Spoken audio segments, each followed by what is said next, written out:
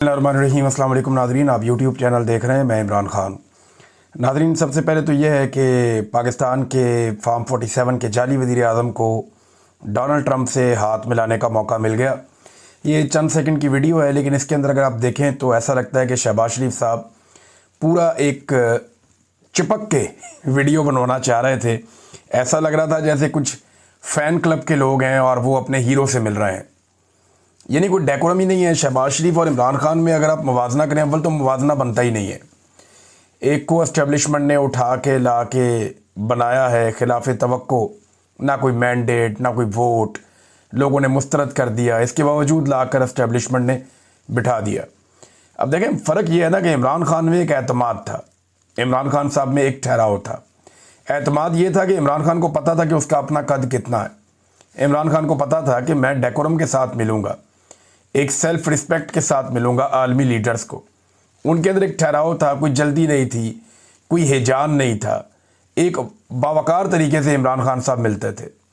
लेकिन ये कभी आपने गौर किया है, शहबाज शरीफ साहब या दीगर लोग जो जाते हैं मिलते हैं, ये आगे पीछे भागते हैं, हु हा हा हा, इधर से पकड़ उधर से बाजू पकड़, दूसरे का बाजू यहाँ से खींच, कोशिश करके इसका बाजू पकड़ लेते हैं, बॉडी लैंग्वेज अजीब तरीके से तेज़ तेज़ बनाते हैं, और ये एक मसनूई तरीके से हंसते हैं, क्या कहे लगाते हैं और लोगों को जफ्फियाँ डालते हैं ज़बरदस्ती, जैसे नरेंद्र मोदी मिलता था। ये एहसास कमतरी की निशानी है। ये एक ऐसा लगता है, एक खौफ है, एक उजलत है इनके अंदर, एक जल्दबाजी, इन्हें समझ नहीं आ रही है क्या करें। इमरान खान ने जो एक पैटर्न सेट कर दिया है ना, या जो एक क्लास सेट कर दी है, उसको ये मीट नहीं कर सकते, इन्हें ये मान लेना चाहिए। उसकी शख्सियत एक बावकार शख्सियत थी, वो एक कौमी हीरो भी है, लोग उसके फैंस हैं। आप ज़रा गौर करें ना कि जब डोनाल्ड ट्रंप इमरान खान को बाहर लेने के लिए आया और फिर अपनी अहलिया के साथ इमरान खान को मिला, और इमरान खान का चेहरा देखें, उसके अंदर कोई एक्साइटमेंट इमरान खान साहब ने शो नहीं की। बड़े बावकार अंदाज में, तहम्मुल के साथ और ठहराव के साथ इमरान खान साहब ने बात सुनी और बात की। लेकिन शहबाज शरीफ साहब को ऐसा लग रहा था जैसे कोई चीज़ हाथ से निकल जाएगी, छूट ही ना जाए मेरे से। एक खलबली तारी थी, एक अजीबोगरीब कैफियत थी शहबाज शरीफ की। तो ये कैफियत पूरे निज़ाम के ऊपर है, खाली शहबाज शरीफ पे नहीं है। और इस तरह की चीज़ों से ये कुछ विजुअल्स तो हासिल कर लेते हैं छोटे मोटे, लेकिन इससे ये इमरान खान बन नहीं पाएंगे। अब चाहे आप कहें इमरान खान की फॉरेन पॉलिसी कामयाब थी या नाकाम थी, शहबाज शरीफ की कामयाब है या नाकाम है, लेकिन मैं बॉडी लैंग्वेज की बात कर रहा हूँ कि शहबाज शरीफ की बॉडी लैंग्वेज जो है वो ये कुछ भी कर लें, ये इमरान खान का मुकाबला नहीं कर पाएंगे। नॉर्मल होकर अपना काम करें।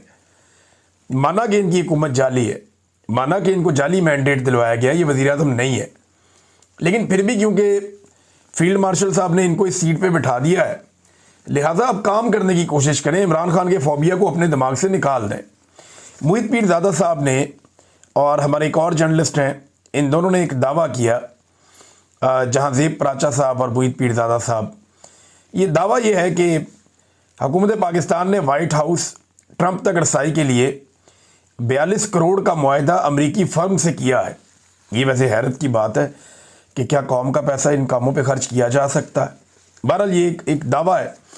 डोनाल्ड ट्रंप ने जनरल असम्बली से खिताब किया, और उनके खिताब के दौरान जो है सारी दुनिया के कान लगे हुए थे कि डोनाल्ड ट्रंप खिताब कर रहा है। ज़रा ये देखना बहुत ज़रूरी है कि डोनाल्ड ट्रंप ने क्या खिताब किया। ख़बरें और भी बहुत ज़रूरी हैं, लेकिन ज़रा डोनाल्ड ट्रंप पे गौर करना ज़रूरी है, क्योंकि वो दुनिया की सिमत का तयन करता है ना। सबसे तगड़ा मुल्क है इस वक्त, सुपर पावर।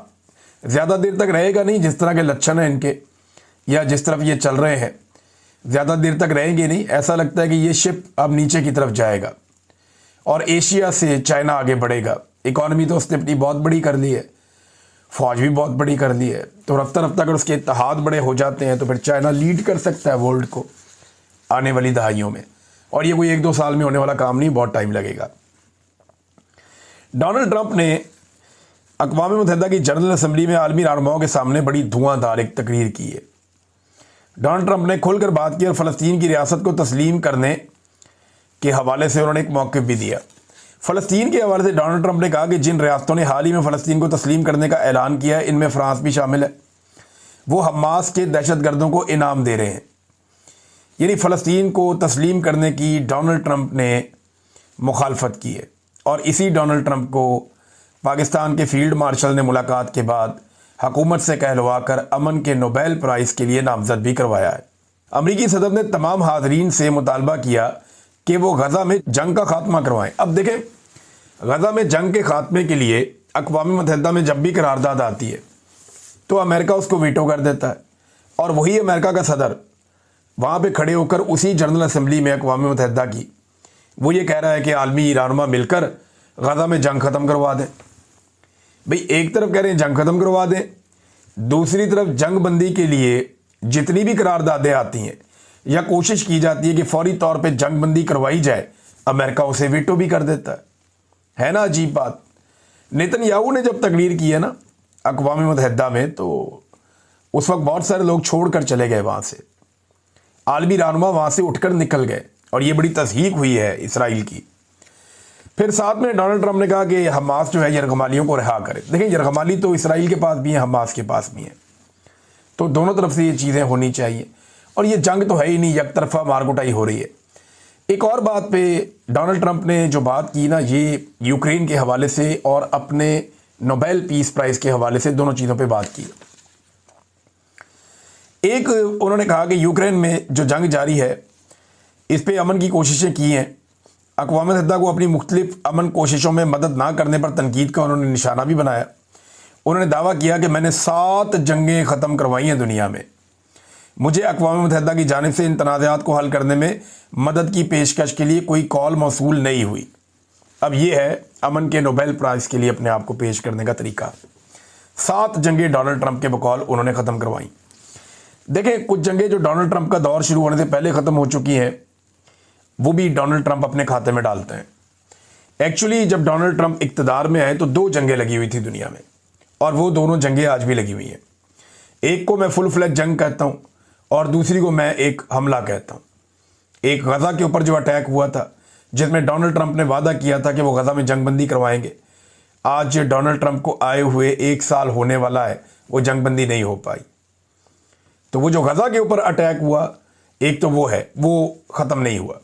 दूसरा, रशिया और यूक्रेन की लड़ाई चल रही थी जब डोनाल्ड ट्रंप इक़्तिदार में आए, वो लड़ाई अभी भी चल रही है और लड़ाई ख़त्म नहीं हो पाई। तो फिर डोनाल्ड ट्रंप ने कौन सी जंग रोकी? बाकी तो झड़पें थी, यहाँ एक ईस्ट एशिया में हो गई, एक पाकिस्तान और इंडिया के बीच में हो गई, और उसमें पाकिस्तान ने इंडिया के तैयारे गिरा दिए, इंडिया को भी सुकून हो गया, अच्छा हुआ। साथ में एक जो है यहाँ पे आज़रबाईजान और आर्मीनिया की, वो क्लेम करते हैं वो तो पुरानी लड़ाई थी, वो तो आर्मीनिया हार चुका, आज़रबाईजान जीत चुका, बहुत पुरानी बात है। तो डोनाल्ड ट्रंप क्लेम ज़्यादा का कर रहे हैं। अब सुपर पावर का प्रेसिडेंट है, वो कह सकता है, दुनिया सुन भी लेती है। बहरहाल, उन्होंने ये भी कहा कि मैं समझता हूँ कि यूक्रेन का तनाज़ा हल करना आसान है। पहले मैं लगता था मुझे ऐसा, क्योंकि मेरे पुतिन के साथ अच्छे ताल्लुकात थे। उन्होंने यूरोपीय यूनियन के जो ममालिक हैं उन्हें मुखातिब करते हुए कहा कि यूरोप को रूस से तेल ख़रीदना बंद कर देना चाहिए, ये शर्मनाक है। लेकिन जो यूरोप को तेल मिलता है ना, वो रशिया से सस्ता मिलता है, क्योंकि रूस यूरोप के बिल्कुल करीब है। यूरोप के और रशिया के बीच में यूक्रेन है। अगर यूक्रेन पे रशिया अपना कंट्रोल कर लेता है तो फिर यूरोप और रशिया बिल्कुल साथ साथ हैं, और रशिया से पाइपलाइन जाती हैं सीधी जर्मनी में, वहाँ पे ये फ्यूल फराहम करते हैं। तो जो पेट्रोलियम मसनूआत हैं, अपनी एनर्जी की ज़रूरियात के लिए रशिया से तेल ख़रीदते हैं यूरोपीय ममालिक, वो उन्हें सस्ता पड़ता है, तो अमेरिका उसके ऊपर उनको तंबीह कर रहा है। इसके अलावा जो क्लाइमेट चेंज का मामला है, जो बड़ा संजीदा मामला है पूरी दुनिया का, लेकिन डोनाल्ड ट्रंप की इसमें एक अलग मंतक है। अक़वाम मुत्तहिदा हो जाए, आलमी माहौलियाती इदारे हो जाएं, क्लाइमेट चेंज के ऊपर जो स्टडीज़ करने वाले प्रोफेसर्स हैं वो हो जाए, पूरी दुनिया का मौक़िफ़ अलग है। लेकिन डोनाल्ड ट्रंप और उनके कुछ लोगों का मौक़िफ़ बिल्कुल अलग है। डोनाल्ड ट्रंप का मानना है कि क्लाइमेट चेंज नामी कोई चीज़ है ही नहीं। अब उन्हें लाहौर में अगर रखा जाए तो उन्हें दिखाया जाए कि देखिए जी, यहाँ पे तो स्मोक आ जाती है। उन्हें दिखाया जाए कि हमारे ग्लेशियर्स पिघल रहे हैं। उन्हें दिखाया जाए कि किस तरीके से दुनिया तबाही के दहाने पर पहुँच गई है। लेकिन जो सरमायादार होते हैं ना, वो ये कहते हैं कि इस तरह की बातें ना करें, दरख्तों की कटाइयाँ भी जारी रहें। वो ये चाहते हैं कि फैक्ट्रियों की चिमनियों से ख़तरनाक धुआं भी निकलता रहे। वो ये चाहते हैं कि जो थर्ड वर्ल्ड कंट्रीज़ हैं वहाँ पे इंडस्ट्री लगा के उनका माहौल बेशक तबाह कर दिया जाए, लेकिन वहाँ से प्रोडक्शन होती रहे। तो ये उनका एक तरीक़ाकार है सोचने का।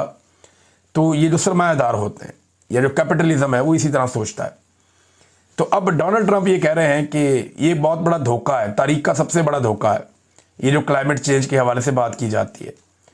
उन्होंने शुरा को मशवरा दिया कि आप खुद को बेवकूफ़ ना बनने दें और ग्रीन हाउस गैसों के अखराज के नताइज से खबरदार करने वाले साइंसदानों और दीगर अफराद को अहमक करार दे दिया डोनाल्ड ट्रंप ने। यह था नाजरीन डोनाल्ड ट्रंप का खिताब। अब नाजरीन एक और चीज़ मैं आपके सामने रखता हूँ कि शहबाज शरीफ साहब खिताब करने जा रहे हैं इसी अक़वाम मुत्तहिदा की जनरल असम्बली के 80वें अजलास से, 80th है ये, 80वां। तो शहबाज शरीफ साहब वहाँ तकरीर करेंगे। एक तो उनका मैंडेट ही जाली है, लेकिन सवाल ये पैदा होता है कि बारंग बलोच और दीगर कई खवातीन को उन्होंने पाबंद सलासल किया हुआ है। बार बार खवातीन को गिरफ्तार करते हैं, तशद्दुद करते हैं, इंसानी हकूक़ की पामालियाँ लगातार हो रही हैं, जबरी गुमशुदगियाँ पाकिस्तान में हो रही हैं। बलूचिस्तान की माएँ इस्लामाबाद की सड़कों पे बैठी एहतजाज कर रही हैं, 2 महीने से ज़्यादा हो गया। और अदलिया के जजेस खुद इंसाफ मांगने के लिए दर बदर फिर रहे हैं, मारे मारे फिर रहे हैं, अपीलें कर रहे हैं। और पाकिस्तान अपने ही शहरियों पर ड्रोन हमले और जेट तैयारों से बमबारी कर रहा है। एक ऐसा वज़ीर आज़म जाएगा और जाकर अक़वाम मुत्तहिदा की जनरल असम्बली से खिताब करेगा तो उसके अल्फाज में कितना वज़न होगा, जिसने खुद पाकिस्तान में जुल्म, जबर और फस्तायत का बाजार गर्म किया हुआ है।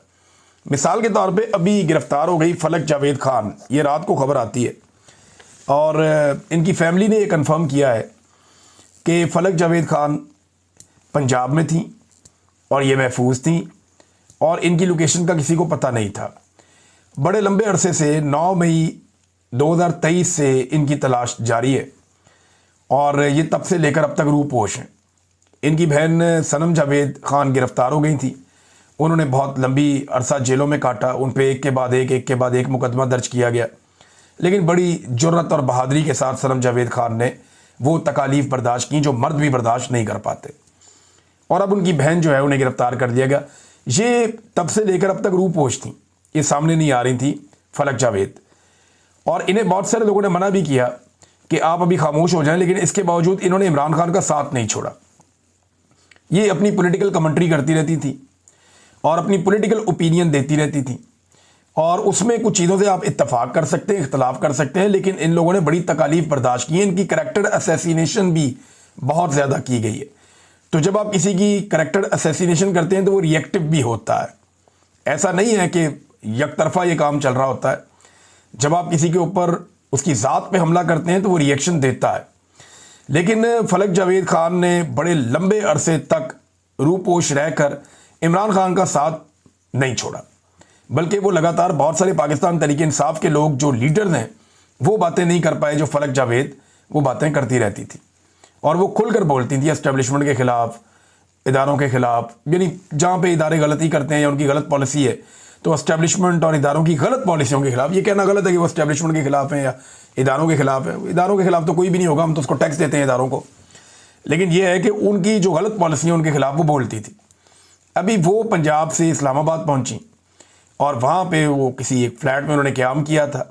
तो उन्होंने अपनी बहन से रब्ता करके बताया जी कि मुझे उठाने के लिए नामालूम अफराद आ गए।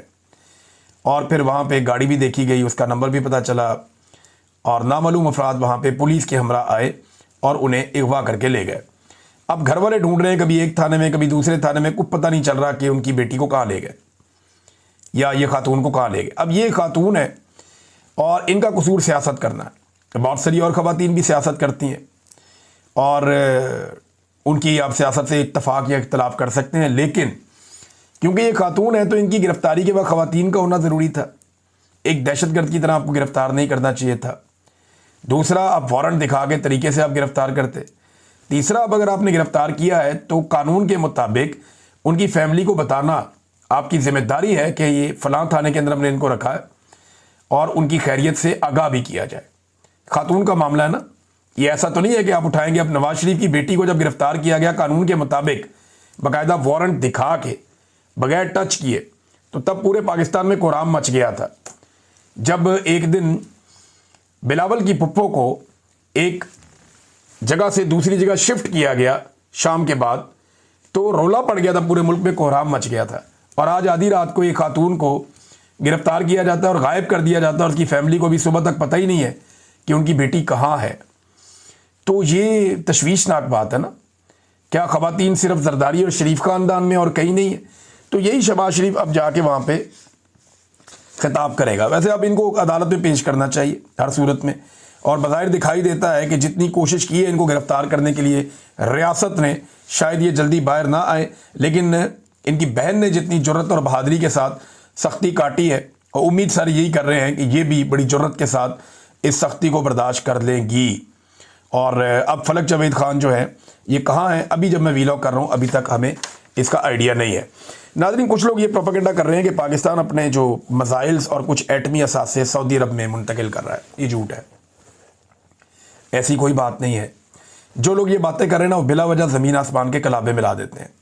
ऐसा हो भी नहीं सकता।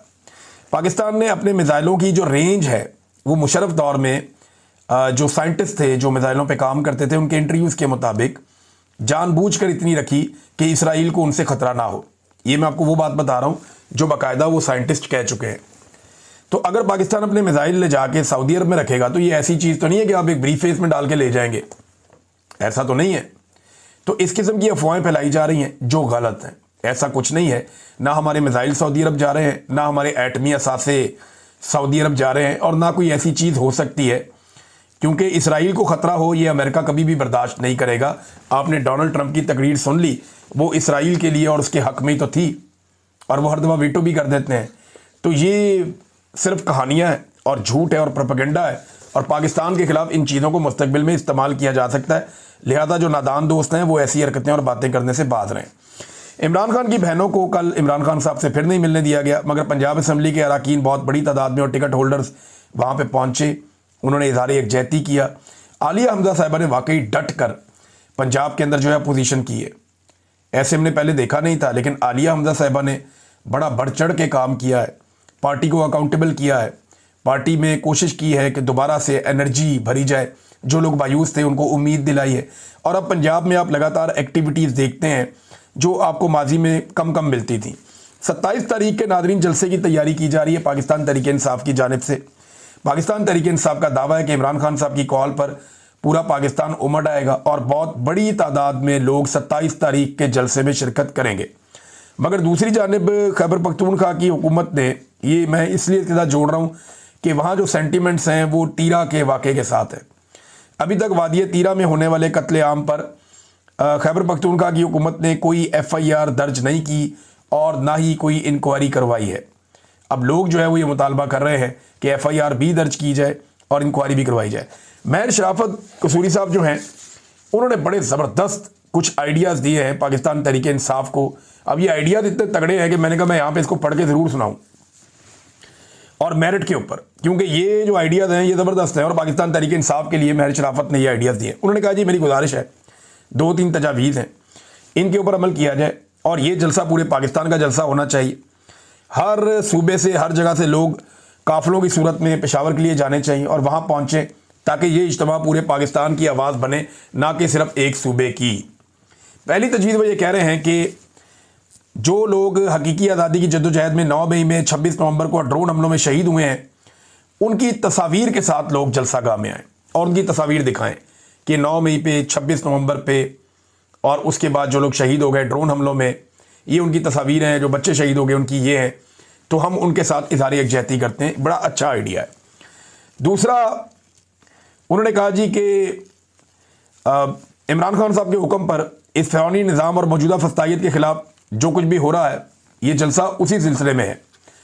तो दूसरी तजवीज़ उन्होंने दी कि स्टेज और जलसा गाह पर MNAs की, MPAs की, वज़ीरों की, मुशीरों की या लीडरों की तस्वीरें लगाने की बजाय जेलों में जो कैद हैं पाकिस्तान तहरीक इंसाफ के लोग, उनकी तस्वीर लगाई जाए।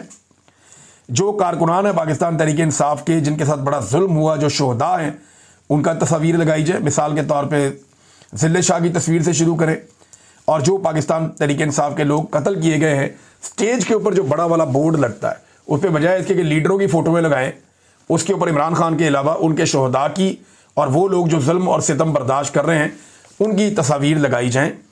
वहाँ पे जिन लोगों को जबरी तौर पे लापता किया गया उनकी तस्वीरें लगाई जाएँ वहाँ पे स्टेज के ऊपर। उससे एक बड़ा इम्पैक्ट आएगा पूरी दुनिया में। तो ये भी बात उन्होंने बहुत ठीक की है, ताकि अवाम को बराह रास्त उनकी कुर्बानियों का एहसास भी हो। तीसरी तजवीज़ जो उन्होंने दी कि जलसे के इख्तिताम पे पूरा पंडाल जहाँ पे हज़ारों लोग मौजूद होंगे या हो सकता है बहुत ज़्यादा लोग मौजूद हों, तो ये तमाम लोग एक साथ अजान दें और फिर दुआ करवाएं शोहदा की के दर्जात की बुलंदी के लिए और अल्लाह की मदद मांगें, इज्तिमाई दुआ एक करवाएं। और ये लम्हा पूरी दुनिया को बताएगा कि हमारी जद्दोजहद अल्लाह के नाम पर है, हमारी सियासत इक़्तिदार नहीं बल्कि कुर्बानी और ईमान का ऐलान है, जो इमरान खान साहब बातें करते हैं। तो ये तीनों बड़ी अच्छी तजावीज़ हैं मेहर शराफत साहब की। नंबर 1 कि जितने लोग जाएं वो तस्वीर शोहदा की साथ लेकर जाएं। नंबर 2, स्टेज के ऊपर जो बोर्ड है उसके ऊपर तस्वीर लीडरों की लगाने के बजाय या सरमायादारों की लगाने के बजाय या वज़ीरों मशीरों की लगाने के बजाय जो स्टेज है उसके ऊपर तस्वीर शोहदा की लगाई जाए, इमरान खान की लगाई जाए, या जो लोग तकालीफ बर्दाश्त कर रहे हैं जेलों में बंद हैं उनकी लगाई जाए। और तीसरा जो है वो पूरा पंडाल एक साथ अजान दे। इस जलसे में किसी एक मौके पर पूरा पंडाल अजान दे और इख्तिताम में एक दुआ भी करवाई जाए शोहदा के दर्जात की बुलंदी के लिए। तो ये ज़बरदस्त तजावीज़ है, इससे एक बड़ा माहौल बन सकता है। तो अब इसके ऊपर पाकिस्तान तहरीक इंसाफ ने फैसला करना, उन्होंने क्या करना और क्या नहीं करना, उन्हें और बहुत सारी जगह पे मुशावरत करनी भी पड़ती है। नाज़रीन, तीरा का एक मकामी लड़का है, उसने एक स्टेटमेंट दिया। उसके स्टेटमेंट पे मैं अपने वीलॉग का इख्तिताम करता हूँ। ये बड़ी तकलीफ़देह बात है जो उस लड़के ने कही। उसने बताया कि जब जहाज़ से बम गिराए जा रहे थे तो माँ ने अपने 3 माह के बच्चे को गोद में पकड़ के रखा हुआ था और बाप ने 18 माह के एक बच्चे को गोद में लेकर रखा हुआ था। बमबारी में चारों एक साथ शहीद हो गए। बाद में माँ और बच्चे के जिस्म और बाप और बेटे के जिस्म एक दूसरे से अलग नहीं हो रहे थे। वो इतनी हीट जनरेट होती है, ये इतने खौफनाक बम होते हैं कि वो आपस में उनकी बॉडी चिपक गई। वो कह रहे जी अलग नहीं हो रहे थे, इसलिए उनको एक साथ कब्र में दफन किया गया है। यानी बाप और बच्चे को एक कब्र में और माँ और 3 माह के बच्चे को एक साथ दूसरी कब्र में दफन किया गया। ये वहाँ पे एक मकामी लड़का बता रहा है और ये मेरी टीम ने मुझे ये भेजा एक ट्वीट, उसके अंदर ये है। अब अगर ये है तो ये तो बड़ी खौफनाक इन्फॉर्मेशन है और बड़ी तकलीफ़देह है। नाज़रीन, गंदम के साथ जो इन्होंने किया मौजूदा हुकूमत ने, कम से कम $1.5 अरब की गंदम पाकिस्तान को इंपोर्ट करनी पड़ेगी। पाकिस्तान चंद मिलियन डॉलर के लिए भी तरसता है। $1 अरब के लिए हम 4-4, 5-5 चक्कर लगाते हैं दुनिया के इदारों के, और $1.5 अरब आपको कम से कम अब गंदम पे खर्च करना पड़ेगा। और ये वफाकी वज़ीर कह रहे हैं। अब तक के लिए इतने, अपना ख्याल रखिएगा, अपने चैनल का भी। अल्लाह हाफ़िज़।